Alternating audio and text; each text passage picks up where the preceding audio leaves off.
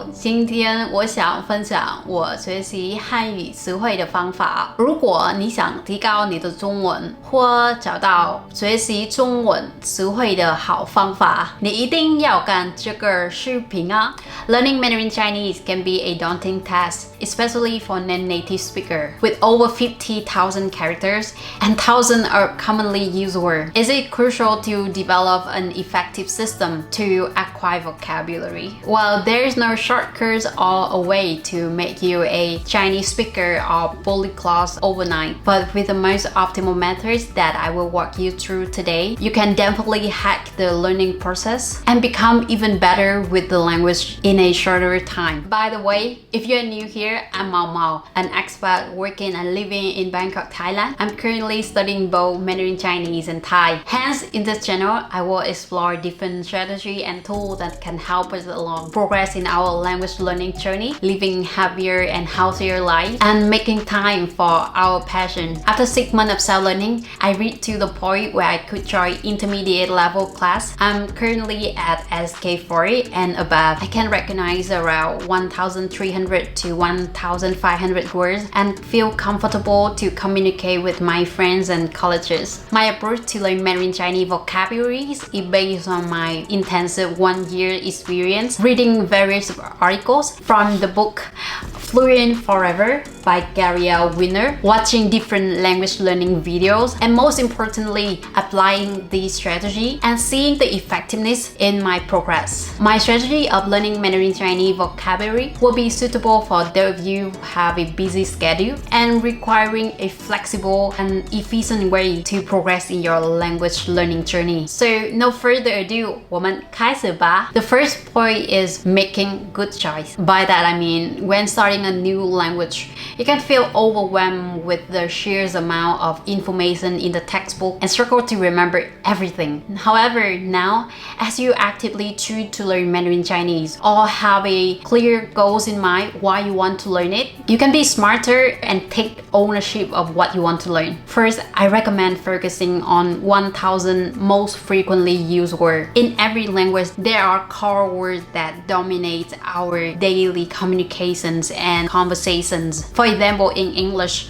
the word like is used more frequently than the word amicable, which I don't think I ever uses. Many researchers and polyglots that I follow on YouTube also recommend the same thing. With the most frequently used 1,000 words, you can have a conversation in Chinese and express yourself quite comfortably. To add on top the frequency vocabulary, you should put extra attention on the words that relate to you. In my case, I use the word very often, including 伙伴关系、市展营销、瑜伽、冥想、曼谷、户区名士、旅行. Since I concentrate more on business and hobbies related words, this approach leverages the Pareto principle, also known as 80-20% rule, which states that roughly 80% of the results come from 20% of the courses. In language learning, this means that a relatively smaller percentage of the word make up our majority of conversation and communication. Now, whenever you learn a new word, think of when you are going to use it, whether in a business context or chatting with your friends. By identifying words that align with your specific interests or relevant to you, you can prioritize learning their words, which will have a significant impact on your communicative ability. Plus, you can enhance your motivation and engagement, making the learning process more enjoyable and effective. After deciding what to learn, the next question is how to learn it effectively. I have found that passive learning methods such as reading word lists or listen to podcasts repeatedly often yield unsatisfactory results. However, active participation in the learning process make an incredible difference. Chinese words often have its root meaning, and breaking them down into smaller components can help you understand their original meaning. For example, the word 社交 consists of the word 社 meaning organized body or society, and the word 交 meaning meet, join, exchange, or communicate. So the word 社交 literally means social life or social contact. Or another example is the word 交流. 流 means the stream or the flow of the water. Third, the word 交流 means exchange, interchange, or interflow. I guess both the word 社交 and 交流 also share the same character Chao. By understanding the root meaning of the words, it is much easier for you in the future to understand the word with character Chao in it, like Chao Tong, Chao Dian, Chao Yo, etc. Also, another tip to make the word stick is instead of just learning an isolated words, I focus on learning whole phrases. Let's say the word 社交. The phrase that you very often is 社交媒体. The whole phrase means social media that I use like around 100 times a day. Plus, every time you learn new words or phrases, think of different 3 to 5 examples of when you are going to use them. For this part, I have found that Blackboard can be a good source of ideas. With the word 社交, you can see different set of examples on Blackboard app. 两国的文化交流已经持续了1000多年。两国的文化交流已经持续了1000多年。Or another example, 语言是交流思想的工具。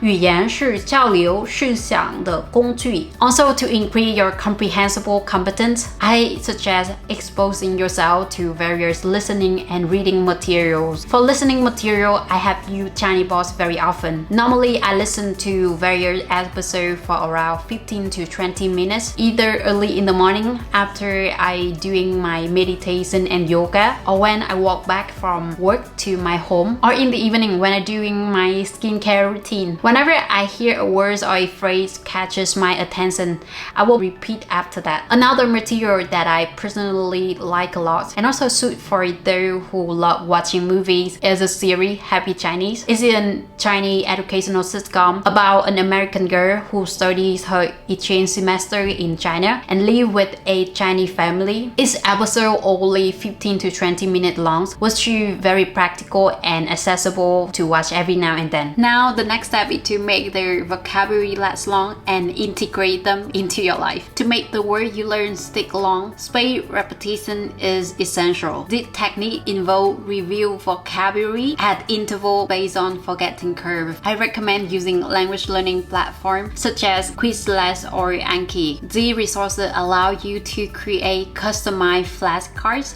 and schedule reviews based on your performance. Additionally, when reviewing words, I also go an extra mile by listening and typing down the dialogues or contents. Dictation is also an effective approach that has enhanced my listening comprehension, grammar, spelling, vocabularies, and overall language proficiency. The ultimate goal of learning a language to able to use it and make it a part of your life. Hence, you are better to start using the words that you have learned as soon as possible. It's okay to mix up the word with English or your native language. Like using 社交媒体 has both advantages and disadvantages. Then over the time when you learn the words advantage and disadvantage, then you can make a full sentence. 使用社交媒体既有优点也有缺点. Another way that I found very useful is speaking with myself in Chinese on the way when I walk home from the office. Simply imagine that I'm talking to a friend and start sharing about my work. It's not only to practice my Chinese, but also make me feel quite relaxed. And when I feel relaxed, the language just flows to me naturally. Also, having a learning buddy can definitely help you a lot. I recently have used the app called Tandem. This one.